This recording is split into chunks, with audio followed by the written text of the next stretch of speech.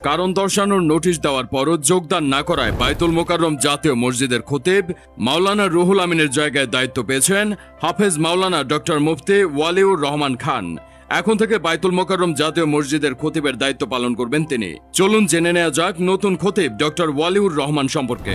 স্বৈরশাসক শেখ হাসিনা সরকারের পতনের পর অনেক রাজনৈতিক ব্যবসায়িকদের মতো লোকচক্ষুর অন্তরালে চলে গেছেন বায়তুল মোকাররম জাতীয় মসজিদের খতিব মাওলানা মুফতি রুহুল আমিন। 5 আগস্টের পর থেকেই আর মসজিদে নামাজ পড়াতে আসছেন না তিনি, যার ফলে অনেকটা খতিব ছাড়াই চলছিল মসজিদের যাবতীয় কার্যক্রম। কিন্তু কেন মাওলানা রুহুল আমিন মসজিদে নামাজ পড়াতে আসছেন না তা জানতে ধর্ম মন্ত্রণালয়ের তরফ থেকে পাঠানো হয় কারণ দর্শানোর নোটিশ। এই নোটিশের পরও তিনি যোগদান করেননি। এজন্য সেখানে নামাজ পড়াতে হাফেজ মাওলানা ডক্টর মুফতি ওয়ালিউর রহমান খানকে দায়িত্ব দিয়েছেন ধর্ম মন্ত্রণালয়। জাতীয় ও আন্তর্জাতিকভাবে স্বীকৃত হাফেজ মাওলানা ডক্টর মুফতি ওয়ালিউর রহমান খান বিগত 2 জুমাতেও খতিবের দায়িত্ব পালন করেছেন। তিনি ইসলামিক ফাউন্ডেশন বাংলাদেশের মুহাদ্দিস পদে 18 বছর ধরে কর্মরত রয়েছেন।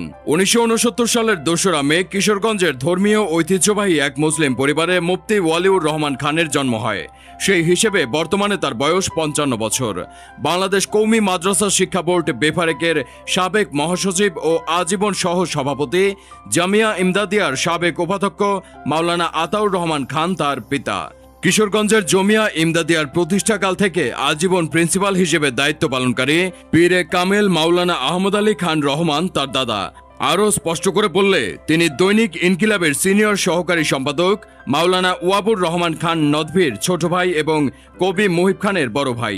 ডক্টর ওয়ালিউর রহমান পবিত্র হিফজুল কোরআন থেকে কওমি মাদ্রাসার সর্বোচ্চ স্তর দাওরায়ে হাদিস সম্পন্ন করেন কিশোরগঞ্জ জামিয়া ইমদাদিয়াতেই।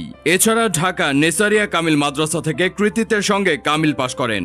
দেশের অন্যতম শীর্ষ কওমি মাদ্রাসা রাজধানী ঢাকার জামিয়া হুসাইনিয়া আরজাবাদ মাদ্রাসা থেকে লাভ করেন ইফতা সনদ। মুফতি ওয়ালিউর রহমান খান শিক্ষাজীবন শেষে 2005 সালে ইসলামিক ফাউন্ডেশনের বাংলাদেশের মুহাদ্দিস পদে যোগ দেন। তাছাড়া বায়তুল মোকাররম জাতীয় মসজিদে বিকল্প ইমাম হিসেবেও দায়িত্ব পালন করেন। পাশাপাশি বায়তুল মোকাররম জাতীয় মসজিদের ঈদ জামাতে 2006 সাল থেকে প্রতি বছরই তিনি ইমাম হিসেবে দায়িত্ব পালন করে আসছেন। দেশের মাদ্রাসা অঙ্গনের বিশিষ্ট এক শিক্ষাবিদ 2022 সালে ইসলামী বিশ্ববিদ্যালয় থেকে অর্জন করেন পিএইচডি ডিগ্রি। ইবির 254তম সিন্ডিকেট সভায় তাকে পিএইচডি ডিগ্রি প্রদান করা হয়। আল হাদিস অ্যান্ড ইসলামিক স্টাডিজ বিভাগের প্রফেসর ডক্টর মোহাম্মদ মুজাহিদুর রহমানের তত্ত্বাবধানে এই ডিগ্রির অভিসন্দর্ভ ছিল মোহাম্মদ আশিক ইলাহি বুলন্দশহরী। ইসলামী শিক্ষায় তার অবদান। জাতীয়ভাবে অনেক গুরুত্বপূর্ণ দায়িত্ব পালন করতে হয় ডক্টর ওয়ালিউর রহমানকে। ইসলামিক ফাউন্ডেশনের মুহাদ্দিসের পদে থাকায় জাতীয় চাঁদ দেখা কমিটি, ফিতরা নির্ধারণ কমিটি সহ ধর্মীয় বিভিন্ন বিষয়ক রাষ্ট্রীয় সিদ্ধান্তে গুরুত্বপূর্ণ ভূমিকা পালন করেন তিনি। দেশের বিভিন্ন টিভি চ্যানেল টকশোতে নিয়মিত আলোচক হিসেবে উপস্থিত থাকেন। আন্তর্জাতিক পরিসরেও ডক্টর ওয়ালিউর রহমানের পরিচিতি ও জনপ্রিয়তা রয়েছে। সৌদি আরবের 43তম বাদশাহ আব্দুল আজিজ আন্তর্জাতিক হিফজুল কুরআন ও তাশরিহ প্রতিযোগিতায় তিনি সম্মানিত বিচারক হিসেবে দায়িত্ব পালন করেছেন।